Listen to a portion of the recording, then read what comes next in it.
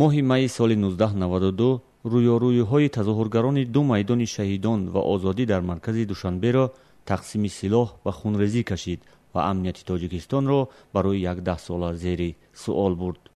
من خودم شاهد آن بودم که در میدان شهیدان چطور سلاح آمد وارد شد و مردم سلاح گرفتند. تلویزیون رسمی همون وقتا مسلح شوی میدان آزادی را نمایش میداد. در حکومتی همون وقتای رحمان نبیوف. سلاح در هر دو میدان زیر دست افرادی شد که بعداً آنها جنگسالار شدند.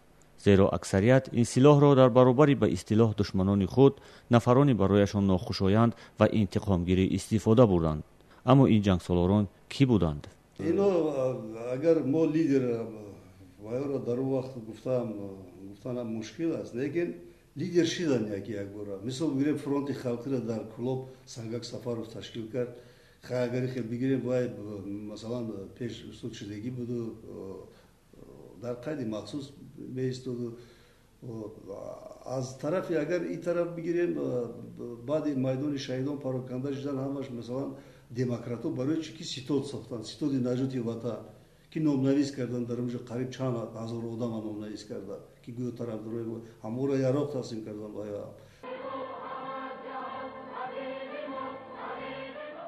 соли 1995 замоне ки дар тоҷикистон ҳанӯз миёни нирӯҳои даргир созиши сулҳ ба имзо нарасида буд, бар изофаи расидан ба мансабҳои муҳими давлатӣ гурӯҳи бузурге аз ҷангсолорони фронти халқӣ ба парлумони кишвар низ роҳ ёфтанд. дар парламент аз ҳисоби командирову боевику 20% буда тахмин.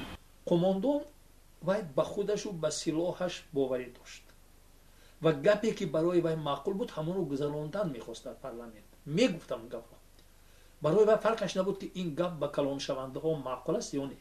бисёр маҷлисҳо сессияҳои маҷлиси олӣ буд ки раҳмонов маҷбур мешуд қатъи ин қомондонҳо ба забони қомондонӣ гап занад.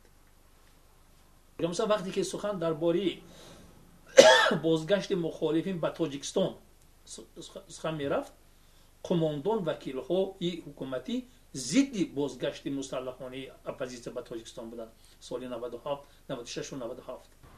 یک ساعت قانون بودجه جمهوری قبول کردن، قانون درباره اندازه یک نیم صفحه دوام کرد.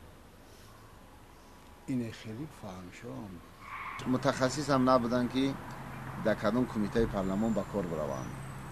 خب برعکس اونجا را خلل میرسوندن. هر چی که هدف داشتن اما در کمیته ها تقسیم شدن، کمیته ها را مجبور میکردن که هدف های اونها را برآورده کنن و قانون ها هم خیلی قبول شود. اما قدرت جنگسالاران در حکومت نتوانست دور و دراز ادامه کند.